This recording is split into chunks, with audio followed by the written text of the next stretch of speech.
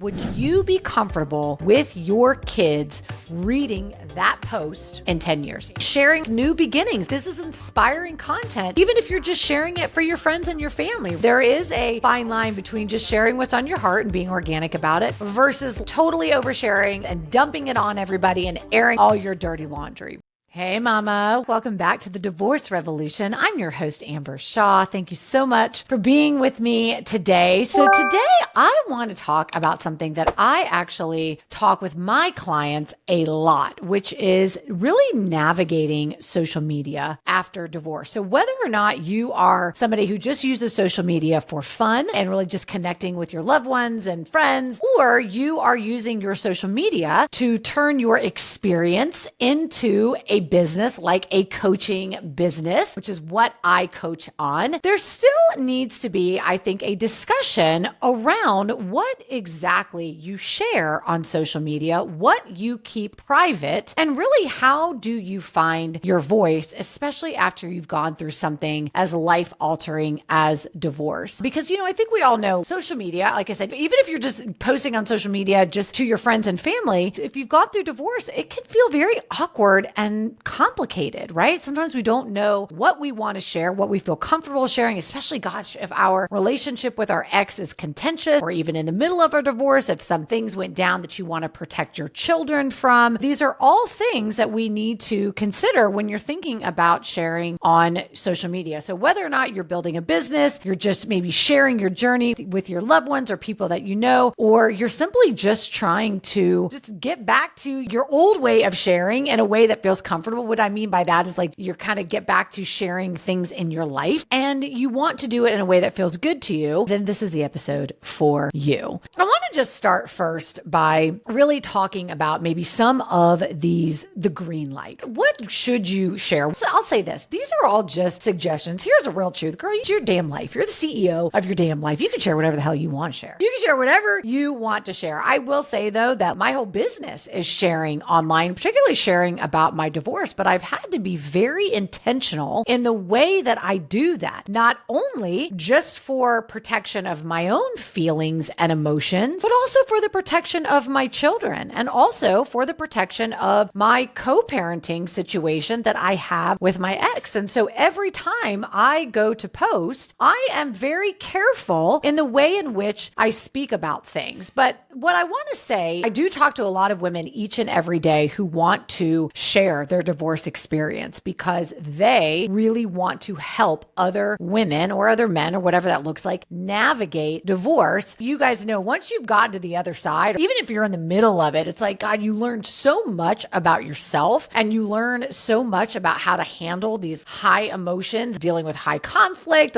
you learn how to navigate so much. And I know for me, I was like, if I could just help one other person, then that's what I want to do. And so what I will say is that the first kind of green light list of things that I think are okay to post and share is really when you focus on your personal growth journey. I get asked this all the time when I post about my divorce. If you guys notice in my posts, I rarely ever even mention my ex. I don't reveal the dirty laundry that went down in my marriage that led to my divorce. There's no need to share all of that because at the end of the day, whether or not you're posting to grow a business like I do as far as coaching business, or again, you're just sharing with your friends and family, people don't need to know the dirty laundry. That's actually, especially if you're trying to use your social media for business, that's not what people connect on. What people connect on is like the emotion around it, not necessarily the dirty, down and dirty detail. This is how I coach my clients when they are sharing about their life experience, whether it's divorce or it's something else. I really encourage them to always put the focus back on their personal growth journey. So the lessons learned, right? Like sharing insights that could really help others. Like for me, my lessons learned about financial freedom and financial stability. I share a lot about my lessons learned on, starting over are post-divorce and what that looks like. So I think it is absolutely a green light list to share your personal growth journey through your lens. What were you feeling? What were you experiencing? What did you do to move forward or navigate that situation? That is definitely, I think, a green light. Another green light of what to share, whether it's with your friends, your family, or even just for potential new clients, would be like different wins or breakthroughs. What are some aha moments that you've had? Those moments when you realize that you're stronger than you think, or that moment where you incorporated this tool that you read or this technique or this healing modality and it really changed the game for you. It could be as simple as like handling your first holiday season alone, or it could be as simple as literally like fixing the toilet in your house for the first time. I'll never forget when I really became a single mom and I was living here by myself. I was so proud of myself anytime I YouTubed anything and fixed it my damn self, because that is something I was proud of myself. That was a win. That was a break. So that's a green light. Another green light is maybe sharing new beginnings. This is inspiring content, even if you're just sharing it for your friends and your family. Like, what are the positive steps that you took to move forward? So maybe that's starting therapy, joining a divorce group. Maybe it's launching a new career. Maybe it's starting a new online coaching business, whatever that looks like. I think new beginnings are absolutely a green light to share. I think my advice, my recommendation on things to keep quiet, or things to not keep quiet, but things to keep private that I would recommend is, I think, really anything related to like legal matters. So I just think that if you're in the middle of your ongoing, especially if you're in the middle of it, that is when you are in the middle of it, you really need to be very mindful of what information you are putting out there, whether or not it's related to a business you're trying to grow your social media, or it's just friends and family. It's a very precarious time when you're in the middle of a divorce. And so we want to just be very mindful of that. You don't want anything to come back and bite you in the ass. So listen, even if you're frustrated with the ongoing proceedings, you're pissed off as hell at your ex, you have to remember that social media posts can be used against you. So you just want to be careful with that. Avoid future complications is just be very mindful of keeping like the financial arrangements, like your settlement details, keeping that private for both parties. That will avoid future issues. So I think those are the kind of things that's kind of like a red light to share. The other thing is when it comes to court experiences, I just think that those are the types of things that we don't necessarily need to air out for the whole world to see. I think that those are the kinds of discussions that you can save for your support groups or your girlfriend or your therapist or whatever that looks like, not necessarily in your Instagram stories. Those are just the rule of thumb that I like to follow, some of the green lights and some of the red lights as far as what to share and what to keep private on social media. I really just want to emphasize, regardless of how you're using your social media, I do think that the focus should always be back on you and always going back to what's your intention. What's your intention for wanting to share that piece of content? And check yourself on it. Is the intention that you really actually want to share something that's positive and you want to be able to help other people? Great. Is the intention really, if you're being honest with yourself, that you want to get back at your ex, that you want to maybe turn some people against them, whatever that looks like? So just be honest with yourself. What's the intention? Before you go, especially if something is very emotionally high emotion, I want you just to pause and just think for a minute. Okay, like what's the intention here? And always just make sure that you are operating from a place of integrity and good intentions. Now,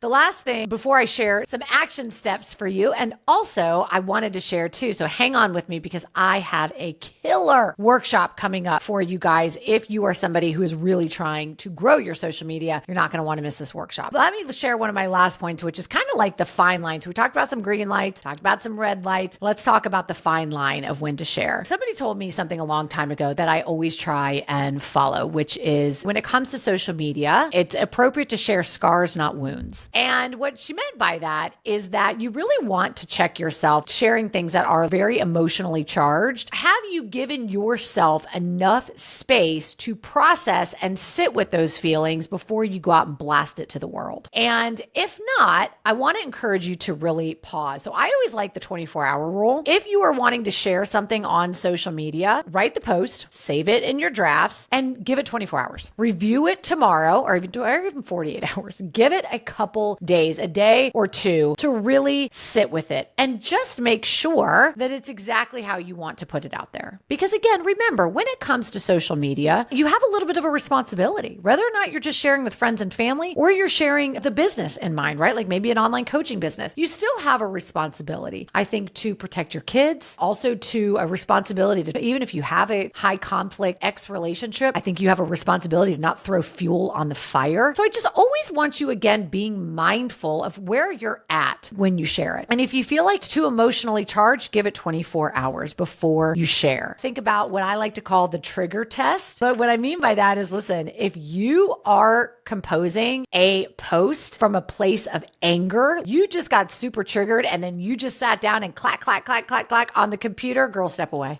Step away. Step away. You can write it, but don't post anything out of anger or revenge. I promise you it will come back to bite you. And the other question I think that you can ask yourself, and this is kind of like the mental checklist that I do before I sit down to write any post, before I record any podcast. And I think, again, even if you're just using your social media to share with your friends and family, I want you to think about the future impact check. And what I mean by that is, would you be comfortable with your kids reading that post in 10 years or 5 years, whatever? Would you be comfortable with your kids reading it? And that's always kind of like the gut check I like to do whenever I'm doing content is, am I okay if my kids read this? And if I'm not, then I need to rethink it. And so that can be a very simple question that you ask yourself. So when it comes to sharing on social media, I just want to give you 3 action steps that you can think about, because I know a lot of you out there, you're not even running your social media as a business. You actually just trying to figure out a way that feels really uncomfortable for you right now to even just like update your friends and family. Maybe there's a lot of people that don't even know you're going through a divorce or don't even know you've gone through divorce, and you don't even really know how to like break it to them. Maybe some of the like peripheral people that follow you on social media. I would say if you're thinking about starting to share some of your story and you're not sure how, there's 3 steps. Number 1, just really create your personal sharing boundaries. Really think through what feels right to you. Are we going to talk about like celebrating personal growth? Are you thinking about maybe sharing resources? Are you thinking about just really sharing your story? Maybe just not only to update people, but to also maybe inspire people. What does that look like? So really think about what feels right for you. Also think about what's off limits. So maybe for you, what's off limits is your ex's new relationship. Maybe it's your co-parenting conflicts. Maybe it's financial details. What feels like it is definitely off limits to you, and get really, really clear on that and define it. The other thing is, I want you to think through with your personal sharing boundaries, who you're protecting. Who are you protecting? Just with everything you put out there on social media. Is it your kids, your future self, your professional reputation, your relationship with your ex, right? I want you to think through that, because it's very, very important, again, that you are intentional with protecting those things when you are putting out content on social media. The next thing that I want you to do is I want you to define your message. If you are wanting to share about your experience with divorce, instead of going at it with this whole theme of like, oh my God, my ex sucks, my ex is terrible, really have a reframe and put the focus back on yourself. Yes, okay, your ex sucks, but because your ex sucks, what are you doing to improve? And so you can very easily turn your theme of my ex is terrible into here's how I'm rebuilding my confidence. Now you can still talk about and share a little bit about how when you were going through divorce that your confidence was low, but again, put the focus back on yourself. Don't talk about your ex. We don't need to know that your ex was terrible. Let's talk about your experience and maybe what you navigated and how it tore your confidence down, but what you're doing to rebuild your confidence. I want you to focus on your growth, your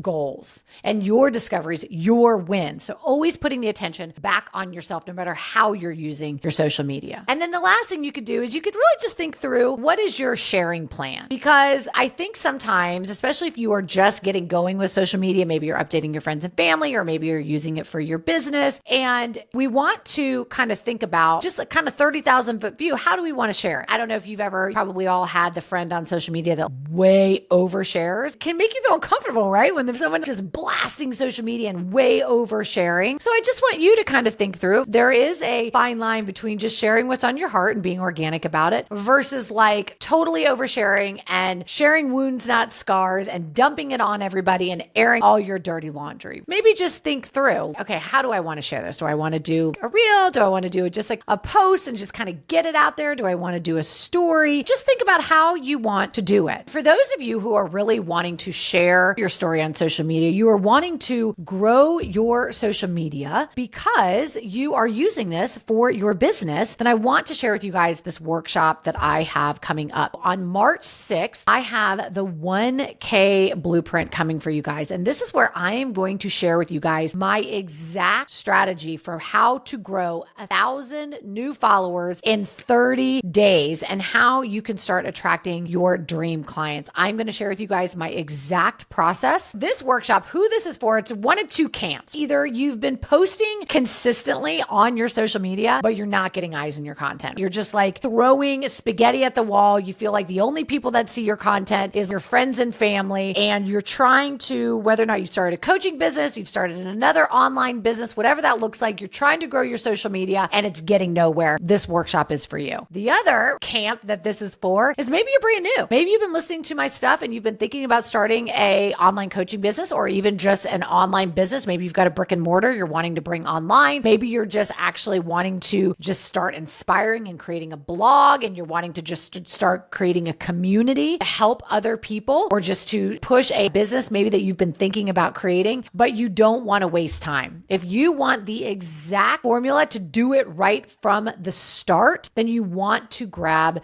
this workshop. I can tell you that going viral over 40 to 50 times in the last 6 months, I can tell you confidently I have cracked the effing code. And I don't just say that for myself. Listen, I have clients. Just happened last week. My client, Anna, she had a social media page and she's working with me one-on-one to build her online coaching business. She literally had under 30 followers. For the very first video that she did using my formula that I'm going to teach you guys in the 1K Blueprint workshop, it's been a week since she posted it. I think it's up to like 250,000 views. And she went from like 30 something to like over 400 followers in the matter of a week. And that's just one of my clients. My other client, Andrea, did the same thing. She literally, very first client, very first post she did, very first reel, she used my formula. I think at this point, it's probably been viewed upwards to like 700 to 1 million times. She went from like 300 followers, all friends, family, to almost 1,200 followers. And she's in the DMs and she just picked up 2 new clients. So I'm just telling you guys, yes, I'm going to brag on myself. This works. So if you are somebody who's wanting to grow your social media, but you feel stuck or you don't know where to start, the 1K Blueprint, you want to grab it, and the link is in the show notes. So as we wrap this up, you guys, what I would just want to share is, listen, sharing your divorce journey online, no matter who you're trying to share it to, isn't about airing out dirty laundry or seeking validation. It's really about, I think, more so owning your story and potentially helping others through theirs. You know, you really do get to choose how much you share and how you share it. You get to decide that. I also just want you to know that, listen, your story is powerful, right? But also so are your boundaries. Your story is so powerful. And so if you are ready to show up more authentically in line while maintaining these boundaries, these healthy boundaries, just start with one small share. One small share, just one insight. You never know who that's going to help. And I really do believe that it's our responsibility as human beings to help someone behind us, and just helping somebody who literally is on the same path and is behind us and needs the insights and the aha moments that we have learned along the way. So choose what you share wisely and never feel pressure to share more than what feels right. And I'll see you the next time on The Divorce Revolution.